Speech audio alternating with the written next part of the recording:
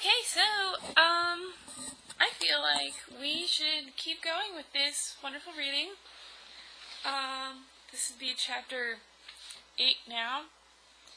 And, but first, I have this lovely drawing that my friend drew. And it's here. Let's see if I can get this. Oh, wait. See, isn't that just gorgeous? Look at them. Look at that. Depressing sadness in Draco's eyes. Look at that. Isn't that great? Okay. Alright, so there's an illustration. Chapter 8. Stop flassing, okay? If you do, then you are a prep. In the class, people stared at me, and then Draco came into the room, even though he was naked, and started begging me to take him back. "Ebony, it's not what you think!" Draco screamed. My friend, Bloody Mary Smith, smiled at me understandingly. I think that should be understandingly. She flipped her long waist-length gothic black hair and opened her crimson eyes like blood that she was wearing contact lenses on. She had pale white skin that she was wearing white makeup on. Hermione was kidnapped when she was born.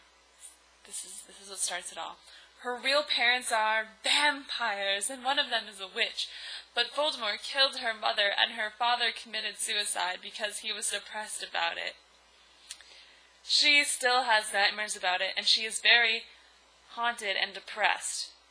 It also turns out that her real last name is Smith and not Granger. Since she has converted to Satanism, she is in Slytherin now, not Gryffindor. BTW? Everyone has generic names if they turn to Satanism. Woo! "What is it that you desire, you ridiculous dimwit?" Snape demanded angrily in his cold voice, but I ignored him. "Vampire, I can't believe you cheated on me with Draco!" I shouted gasped. She was with Draco. Draco apparently has some gay love with Vampire. Yet she's saying that Vampire cheated on her with Draco. A soap opera makes more sense in their love triangles. I don't know why Ebony was so mad at me. I went out with Vampire. I'm bi, and so is Ebony. For a while, but then he broke my heart. He dumped me because he liked Brittany, a stupid, preppy fucker. We're just good friends now. He had gone through horrible problems, and now he was gothic. Ha ha. Like I would hang out with a prep. Okay, there's so many things wrong with this. Let me go back. I have to... okay. Since this is nobody talking, this must be Tara Gillespie saying that Ebony, her own character, who is probably herself, is mad at her, and that she herself went out with Vampire, who's really Harry Potter, who's really a fictional character, and she's saying she's bi, and then a fictional character broke her heart because he liked Brittany, and they're good friends now, and this is confusing. Is anyone else confused? Does anyone else want to just, find the nearest wall and just start, angst against it? Maybe that's too appropriate with the angst, but... okay, there's a paragraph left. "But I'm not going out with Draco anymore," said Vampire. "Yeah, fucking right! Fuck off, you bastard!" I screamed. I ran out of the room and ran into the forbidden forest where I had lost my virility to Draco, and then I started to burst into tears. XXX. Let's just keep going. Just keep going. We're losing momentum here. Alright. And stop flaming, okay? I didn't read all the books. Books is spelled B-O-O-X, if anyone was interested in knowing. This is from the movie, okay? So it's not my fault if Dumbledore swears. Be sued. I said he had a headache. And the reason Snap doesn't lick Harry now is 'cause he's Christian and Vampire is a Satanist. MCR rocks! Snape's a Christian, huh? That's interesting. Okay. Chapter 9. I was so mad and sad. I couldn't believe Draco for cheating on me. I began to cry against the tree where I did it, with all of a suddenly a horrible man with red eyes and no nose and everything started flying towards me on a broomstick. He didn't have a nose, basically like Voldemort in the movie, and he was wearing all black, but it was obvious he wasn't gothic. It was Voldemort!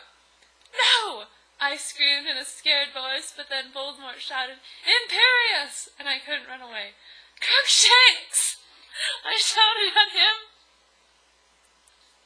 Voldemort fell off his broomstick and started to scream.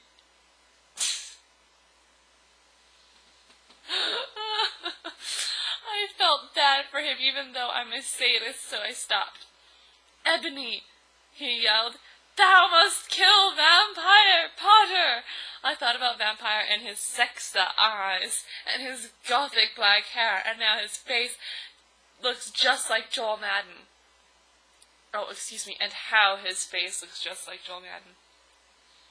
I remembered that Draco had said I didn't understand, so I thought, what if Draco went out with Vampire before I went out with him and they broke up? No, Voldemort! I shouted, gave me a gun.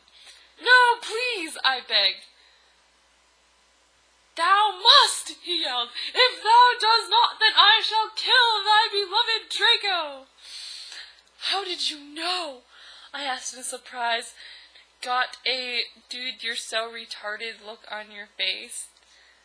I have telekinesis, he answered cruelly, and if you doth not kill Vampire, then thou know what will happen to Draco, he shouted. Then he flew away angrily on his broomstick. I was so scared and mad I didn't know what to do. Suddenly Draco came out of the woods. Draco, I said. Hi! Hi, he said back, but his face was all sad. He was wearing white foundation and messy eyeliner, kind of like a pentagram. Get it? Between Joel Madden and Gerard Way. Are you okay? I asked. No, he answered. I'm sorry I got all mad at you, but I thought you cheated on me. I expelled. That's okay, he said all depressed, and went back into Hogwarts. And we went back into Hogwarts together making out. Now that, kids, is talent. Straight up talent. When you can walk from the Forbidden Forest back to Hogwarts, making out the whole time, dang. Dang. And I like that Voldemort's feeling a little Shakespeare, maybe? Thou must kill Draco. Thou must kill Vampire. You know what? Just kill everybody. Just kill everybody. Then, you know, they're all depressed anyways. And they all slit their wrists and drink out Chocula blood cereal, like Satanism. Snape's a Christian. That's all I've got to say. Peace.